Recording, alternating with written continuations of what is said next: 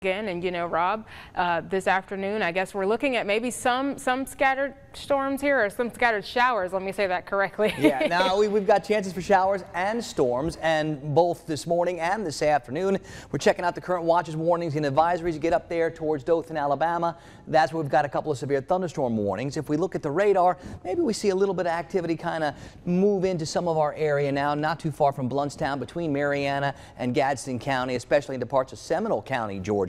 So yeah, we're starting to see the beginnings of the showers. There's a bit more farther to the north, up north of Blakely, moving towards Albany. And then there's those bigger storms that are up to the north and west of Dothan, Alabama, up near Enterprise. That's where there are some wind gusts and some hail concerns already, and some storms like that are expected to move into more of our area in a couple of hours later on this morning. So likely going to be another active weather day, and I think we can get a couple of different waves, one later this morning, one maybe early this evening. We'll watch and see how the timing all works out.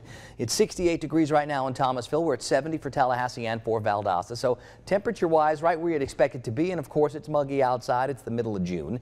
Now, I think a lot of our area starting off real close to 70 degrees. The one outlier, Apalachicola, where it's 80, but how about 71 at Bainbridge, 69 in Perry, 70 at Moultrie, 68 degrees in Live Oak. So yeah, temperatures right where they're supposed to be. And I think daytime highs today will try to get to 90, all depending on how big those breaks and gaps between the showers are this afternoon, if we can get some sunshine or not.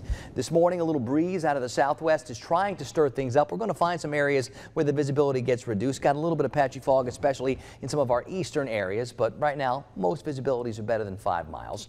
There's been quite the history of showers and storms with this most recent batch of energy moving through Mississippi and Alabama. There's big time heat concerns over parts of Louisiana and Texas. For us, it's more about the showers and more about the storms. And as Futurecast shows, they're trying to get here in a couple of hours. I have not loved the way Futurecast has been able to handle any of these for the past week or so. I don't love this right now. I think this is a little too slow in bringing the activity to our area. But I also think we'll find some breaks and gaps in the afternoon. So if you've got some stuff you want to get done outdoors, there'll be some time to do it. You just got to pick your spots.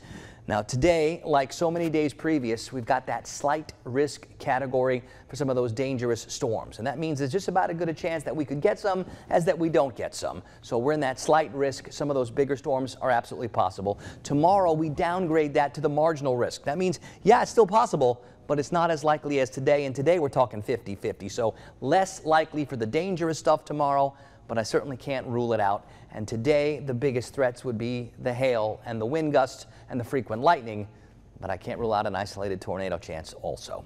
Red circle, piece of energy 1. Yellow circle, piece of energy 2. Coming off the coast of Africa, looks like piece of energy 3. Now that first one, it's up to a 90% chance for some development over the next few days. It'll be moving across the southern parts of the Atlantic. We'll watch, we'll see how that all plays out. Long time to watch and track that. On the Gulf close to home, winds today out of the southwest 12 to 22. If you want to operate the small craft, use some caution. It's going to be breezy and there's going to be some storms.